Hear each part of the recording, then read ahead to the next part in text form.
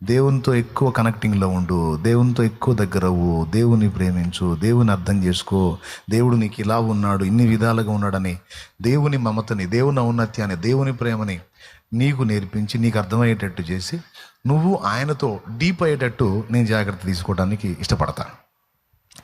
అప్పుడు నువ్వు ఆయనతో కొంచెం డీప్ అయ్యావనుకో, అయ్యే కొద్దీ నువ్వు కలిగి ఉన్న దరిద్రాలన్నీ నేను చెప్పే పని లేదు, నువ్వే వదిలించుకుంటావు.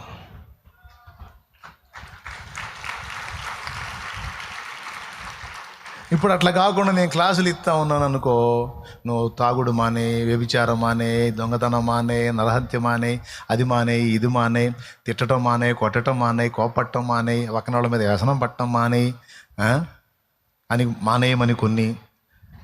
నువ్వు ప్రార్థన చేయి, వాక్యం చదువు, దేవుని సేవ చేయి, సువార్త చెప్పు, ఆత్మని రక్షించు, దేవుని ప్రేమ చూపు, క్షమించు, తగ్గించుకో, ఇవి దేవుడు చెప్పాడు, ఇవి చెయ్యి, అవి మానేయి, ఇది చెయ్యి అని పొద్దుస్తమానం నేను లెక్చర్లు ఇచ్చినా, క్లాసులు ఇచ్చినా నీకు ఎట్లుంటుందో తెలుసా?